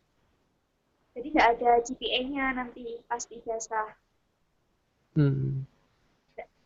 Dan kemudian untuk beasiswanya ini bisa dilihat di http www.agro.ku.ac.th. Nama beasiswanya adalah beasiswa Scholarship for International Student in Agro Industry. Jadi saya diterima di Kasetsart University, Departemen Food Science, Fakultas Agroindustri. Kemudian untuk beasiswa yang diperoleh itu sebenarnya yang ditawarkan ada 2. Yang pertama adalah beasiswa full. Beasiswa full itu meliputi tuition fee plus tunjangan per bulan 10.000 baht. Sedangkan yang kedua itu merupakan beasiswa parsial, yaitu cuma tuition fee aja yang di cover. Nah, untuk langkah-langkahnya, yang pertama, seperti yang telah dibicarakan oleh dua pembicara tadi, yaitu cari info mengenai beasiswa ini, kemudian lihat syaratnya. Untuk syarat kemarin sih sebenarnya simpel aja, seperti proposal, kemudian application form, kemudian ada surat rekomendasi dari dosen, transkrip, ijazah, dan TOEFL. Nah, TOEFL di kaset ini, yang beasiswa yang saya dapat ini, tidak menyebutkan berapa nilainya, seperti itu. Jadi mungkin standar 500 aja, tapi di beasiswanya itu tidak dicantumkan nilai TOEFL-nya itu berapa. Cuman kalau saya tanya sama teman-teman yang diterima itu, mereka sekitar di atas 500 gitu TOEFL-nya. Nah, dan ternyata yang diterima itu seperti TOEFL-nya itu PBT, kemudian IBT, terus ada IELTS. Nah, kalau saya kemarin pribadi menggunakan ITP atau Institutional TOEFL Proficiency. Ternyata ITP di kaset ini tidak diterima karena tidak ada dalam kebijakan kaset yang menyatakan kalau ITP itu diterima. Nah, untuk itu, tapi ada tes lagi untuk bahasa Inggrisnya, untuk kualifikasi bahasa Inggrisnya. Tesnya itu hanya tes tertulis saja, tidak ada listening, jadi lebih mudah. Dan dijamin 50% insya Allah lolos kok kalau menggunakan tes ini, karena sangat mudah bagi mahasiswa internasional, seperti itu. Kemudian untuk kehidupan di kaset sendiri, untuknya itu udah lumayan banyak, ada musola juga. Cuman kalau cari masjid di daerah sini mungkin agak susah ya. Dan untuk makanan halal, pasti di 7-Eleven itu juga banyak. Dan di kantin itu walaupun tidak banyak, tapi ada beberapa yang halal. Seperti itu.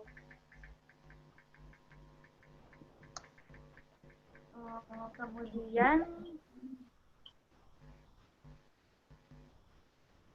jadi untuk mendapatkan beasiswa ini cukup dipelajari aja syaratnya, kemudian dipenuhi syaratnya dengan sebaik-baiknya. Dan kebetulan dari agroindustri sendiri sudah membuka beasiswa internal ini, dan deadline-nya itu tanggal 25 Mei tahun 2015. Seperti itu. Dan mohon maaf karena saya sebenarnya sudah menyiapkan slide-nya, cuman karena kendala teknis, jadi saya tidak bisa menampilkan slide yang sebagaimana mestinya.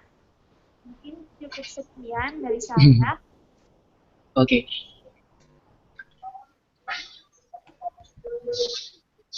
Oke, terima kasih untuk Mbak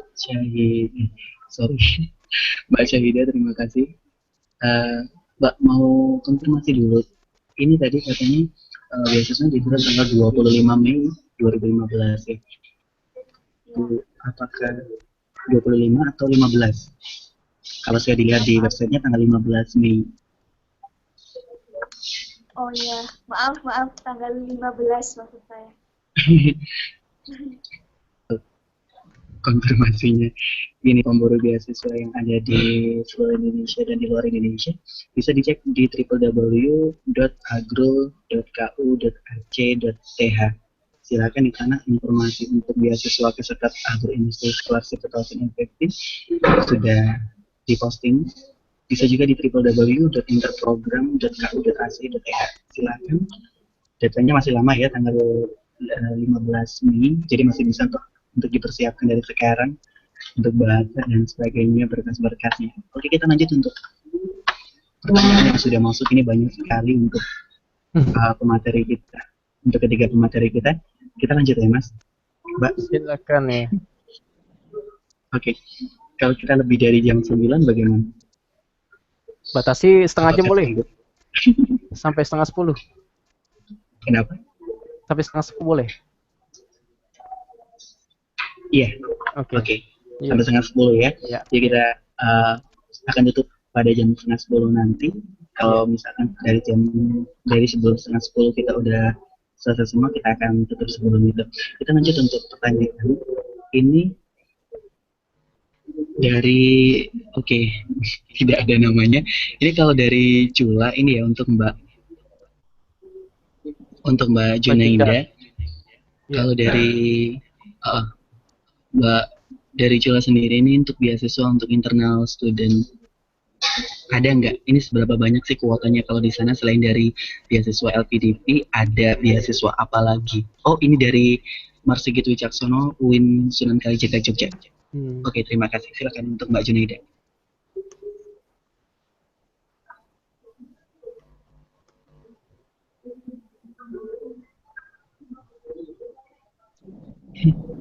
Halo untuk Mbak Junaida.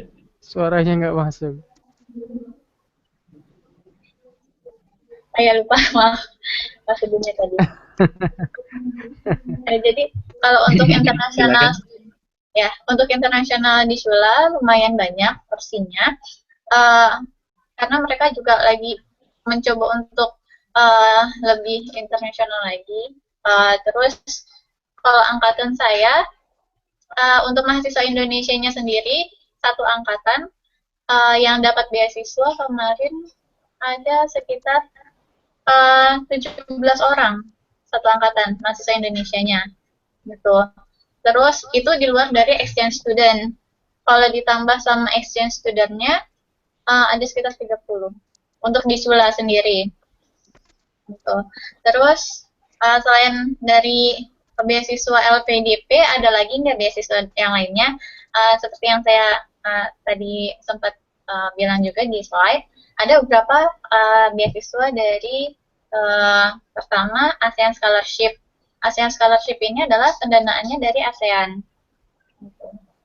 Dan pas angkatan saya banyak beasiswa dari ASEAN ini adalah dikhususkan untuk mahasiswa-mahasiswa dari luar Thailand, mahasiswa ASEAN dari luar Thailand. Gitu. Jadi dari Indonesia, Kamboja, dari Laos, Myanmar, gitu, Malaysia banyak. Gitu. Itu kurang lebih kuotanya untuk 40 orang.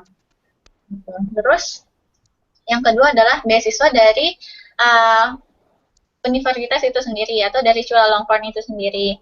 Jadi di Chula sendiri dia banyak program-program beasiswanya. Gitu. Kalau yang saya dapatkan adalah 100 Years Chulalongkorn University. Maksudnya adalah dalam rangka memperingati 100 tahun berdirinya Universitas Chulalongkorn. Jadi pihak Chulalongkorn memberikan beasiswa untuk PhD program gitu. Dan di sini sebenarnya 100 tahun Chulalongkornnya itu nanti pada tahun 2017, tapi mereka sudah mulai memberikan beasiswa-beasiswanya itu dari tahun 2014 kemarin saya sudah ada gitu. Jadi mereka tahun ini kemungkinan akan memberikan lagi gitu. Terus dan ini beasiswanya bersifat terbuka. Jadi tidak hanya beasiswa dari IPB karena kerjasama antara IPB dan Chula, tapi ini semua terbuka karena mereka bisa diakses di www.chula.ac.th gitu. Jadi ini adalah terbuka. Jadi ada teman aku yang dia dari sekolah tinggi farmasi di Semarang. Dia lihat infonya di internet. Jadi dia langsung cari-cari aja di internet. Dia kirimkan berkas-berkas yang dibutuhkan, lalu dia keterima di sini. Gitu. Jadi ini bersifat terbuka. Tapi karena kemarin saya kebetulan ada informasi kerjasama dari IPB juga, jadi saya daftarnya dibantu oleh dosen dari IPB. Maksudnya karena jadi saya mengirimkan berkas-berkasnya ke dosen saya, tapi untuk proses semuanya dosen saya menyerahkan secara penuh ke Chula gitu. Jadi dari Chula sendiri yang memutuskan diterima atau tidaknya. Begitu. Terus selain dari Cula, ada juga beasiswa dari Kerajaan Thailand. Kerajaan Thailand di sini ada teman saya yang mendapat beasiswa 72 King's Birthday. Jadi dalam rangka ulang tahun Raja Thailand yang ke-72.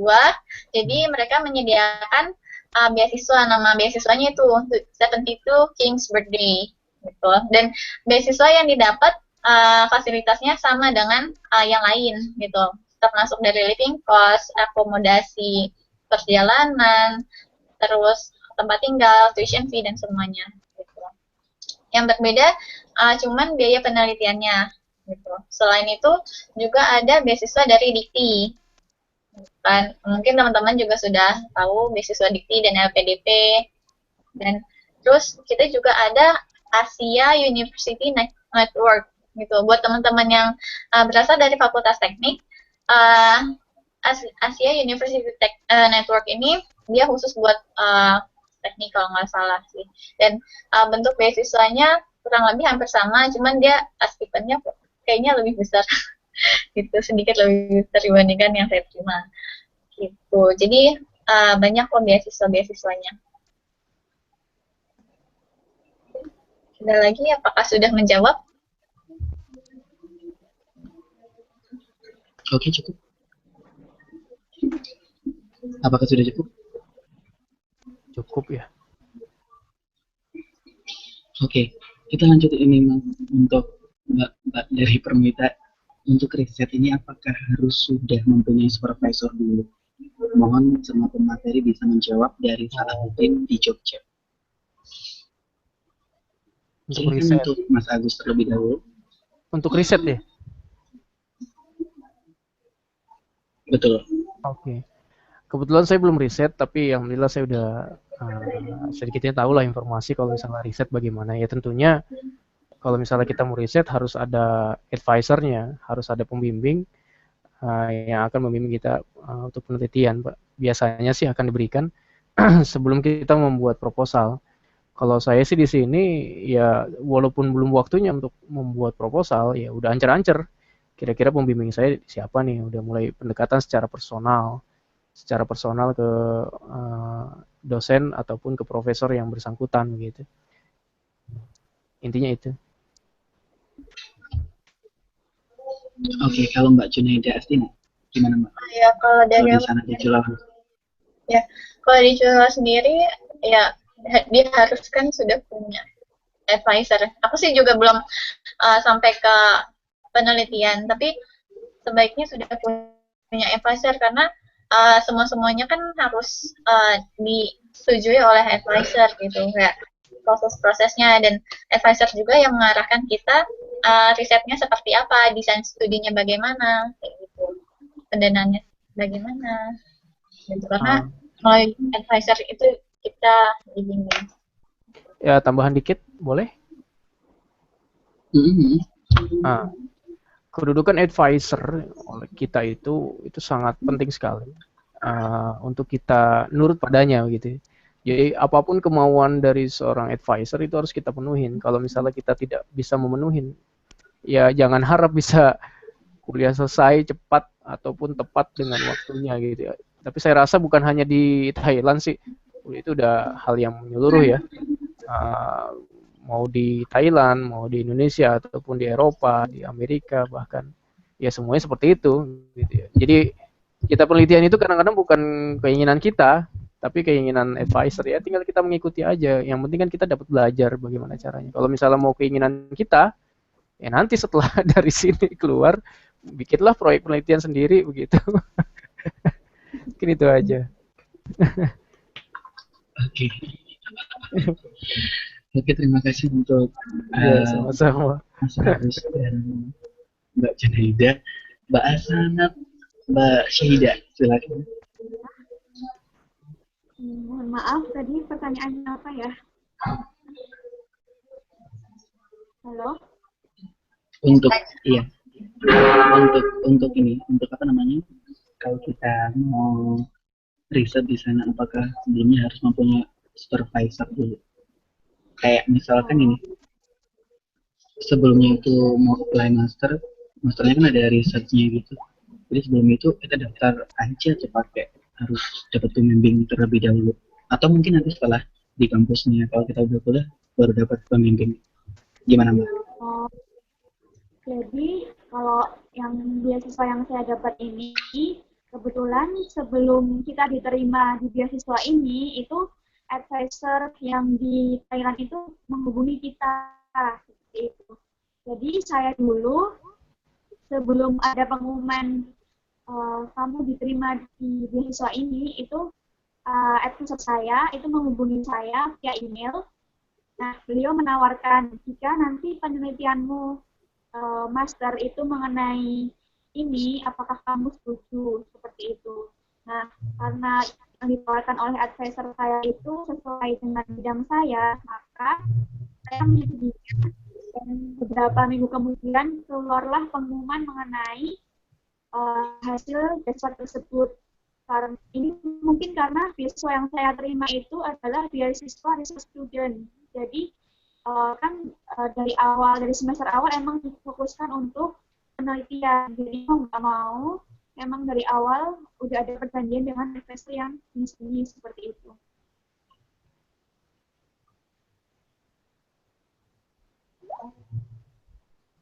Halo?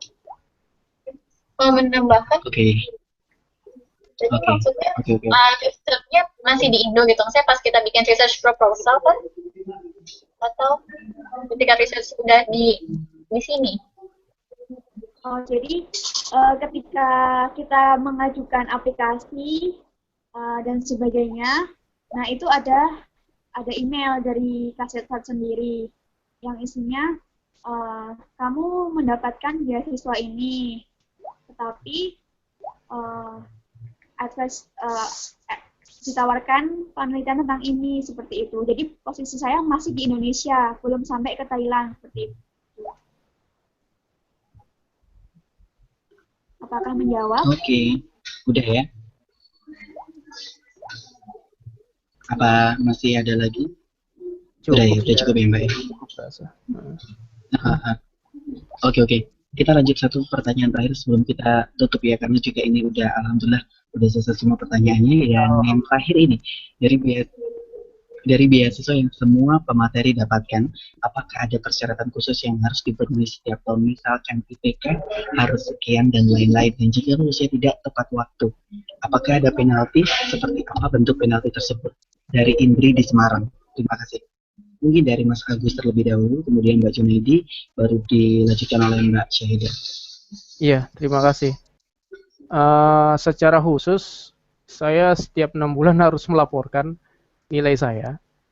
Jadi kalau nilai saya jeblok, artinya nilai saya IPK-nya kurang dari 2,75 ya harus berhenti, begitu. Tiap 6 bulan atau tiap 1 semester, itu laporannya. Dan saya tidak boleh turun dari 2,75, artinya harus di atas 2,75. Alhamdulillah sih saat ini masih di atas 3 ya, tepatnya 3,5 lah. 3,5 sampai saat ini ya nggak jelek-jelek amat menurut saya gitu, masih bisa dikejar. Itu pun jatuh karena ya kemampuan bahasa Inggrisnya masih kurang.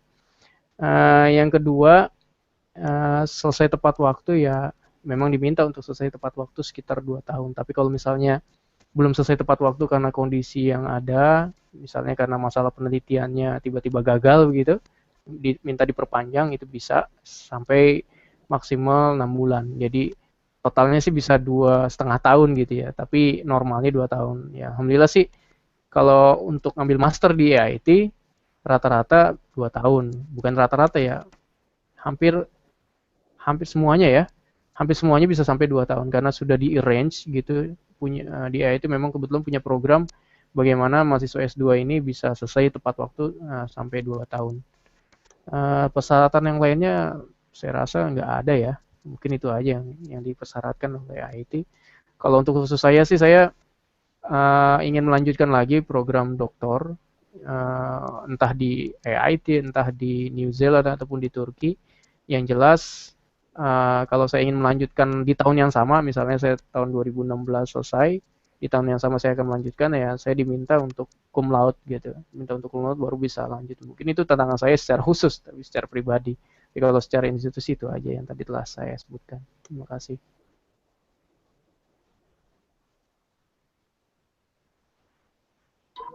Oke, cukup. Mungkin lanjut untuk Mbak Junaida Astina. Silakan. Kalau dari beasiswa yang saya terima, memang ada beberapa persyaratan yang dibutuhkan. Pertama adalah IPK.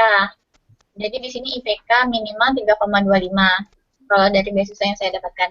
Jadi kumulatif 2 semester. Jadi kalau misalkan jangan sampai di semester 1-nya dia IPK-nya 3, berarti semester 2-nya dia harus dapat 3,5 minimal biar IPK-nya jadi 3,25. Jadi ini pertama dengan IPK 3,25. Terus yang kedua adalah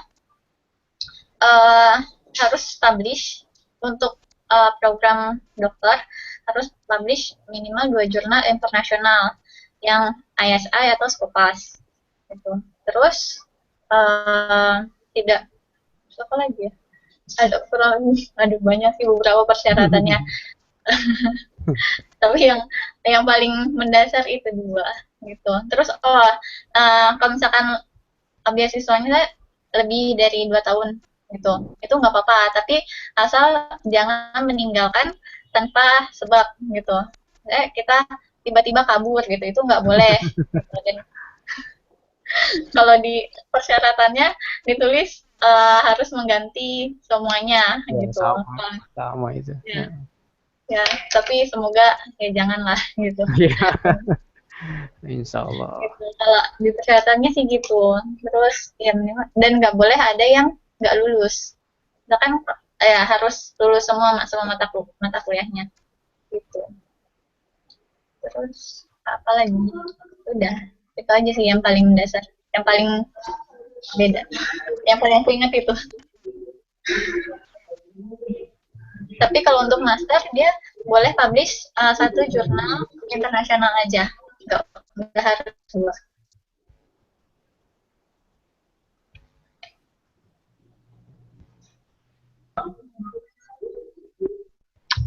Oke, cukup ya Mbak. Iya. Kita lanjut untuk yang terakhir dari Mbak Sanatun Syahida. Bagaimana Mbak? Jadi untuk beasiswa yang saya dapat ini, kalau nilai itu diharuskan lulus, yaitu S, karena tidak ada sistem IPK, dan kemudian harus lulus ujian komprehensif atau ujian kompre, kemudian lulus 2 tahun, syaratnya itu harus publish minimal 1 jurnal internasional atau mengikuti 1 konferensi internasional. Nah, jika lulusnya lebih dari 2 tahun, tidak diwajibkan mengganti, tetapi nanti diselesaikan sendiri, yaitu dengan menggunakan biaya sendiri. Iya, sama.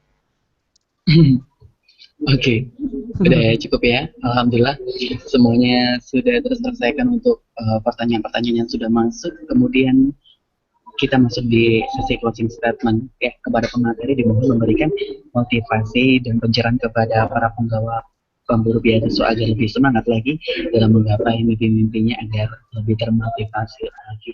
Kita mulai dari Mbak Syahida terlebih dahulu, kemudian dilanjut Mbak Junaida, kemudian yang terakhir dari Mas Agus, Ketua PPI, Ketua Permita. Oke, silakan. Siap. Mbak Syahida, bisa untuk dimulai? Jadi, jika kita ingin meraih sesuatu, maka raihlah. Karena jika kita bermimpi, kalau kita tidak bertindak sesuatu, maka hanya akan menjadi mimpi saja. Jadi jangan hanya bermimpi, tapi raihlah mimpi itu dengan usaha-usaha terbaik. Dah. Oke, untuk Mbak Junaida, silakan. Pesan untuk teman-teman semua, teruslah bermimpi karena Tuhan akan memeluk mimpi-mimpimu. Itu kata Andrea Hirata. Tapi kalau menurut saya ya sama juga gitu. Teruslah bermimpi karena semuanya berawal dari mimpi gitu kan. Dan teruslah berusaha dan berdoa gitu. Karena Tuhan akan menjawab doa-doa kita di waktu terbaiknya gitu. Bukan di waktu yang kita mau, tapi di waktu yang terbaiknya gitu. Dan percaya aja kalau semua yang dikasih dari Tuhan adalah itu yang terbaik buat kita gitu. Karena kita nggak pernah tahu apa yang terbaik buat kita gitu. Semangat terus semuanya. Oke. Dan yang terakhir dari Mas Agus, silakan. Iya, terima kasih.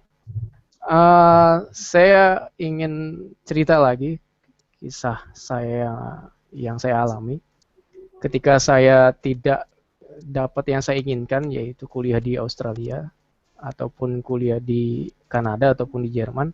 Saya sempat ingin banting setir, udah kuliah aja di dalam negeri, yaitu di IPB ataupun di UGM gitu. Saya berpikir daripada kuliah di Asia Tenggara, ya saat itu nilai TOEFL saya cukup di Asia Tenggara ataupun di Asia atau di Jepang. Saya pikir daripada kuliah di sana lebih baik kuliah di IPB atau di UGM. Sampai tiba waktunya saya disarankan oleh kepala balai saya, Dr. Andriko, masih lebih baik di luar negeri Mas daripada dalam negeri. Padahal beliau ini juga kuliah di dalam negeri sebenarnya gitu ya. Tapi dia bilang seperti itu, statement seperti itu. Saya langsung membuka mata, membuka diri. Setelah itu saya cari-cari informasi, ya dapatlah di IIT Thailand. Saya berjuang berburu beasiswa ataupun berburu untuk kuliah di luar negeri cukup lama, dari tahun 2005 sampai tahun 2014 saya dapat sekitar 9 tahun ya. 9 tahun lamanya, tapi saya alhamdulillah tidak pantang menyerah. Dan saya yakin kepada teman-teman juga yang mendengarkan kuliah online ini tidak punya rasa pantang menyerah, walaupun usia seperti saya udah di atas 30, tapi saya tetap berjuang untuk kuliah di luar negeri, dan insya Allah ada peluang untuk mendapatkan pendidikan sampai S3, insya Allah. Amin. Terima kasih. Amin. Amin. Alhamdulillah ya, kita udah selesai untuk kulon kita yang ke-10 ini untuk memburu beasiswa. Terima kasih semua yang udah stay tune terus di kulon kita, dan langsung saja saya tutup dan saya ucapkan terima kasih untuk 3 pemateri kita dari Permita. Ada Mbak Syahida, ada Mbak Junaida, dan kemudian ada Mas Agus. Semoga sukses di Thailand. Insya Allah. Cepat lulus. Amin. Amin ya robbal alamin. Jangan lupa Mbak. Amin ya Allah. Jangan lupa apa Mas? Jangan lupa ini Mas ya, apa namanya, nanti slide-nya dikirimkan ke emailnya pemburu beasiswa. Sudah nanti saya kirimkan. Saya sudah kirimkan. Saya kirimkan.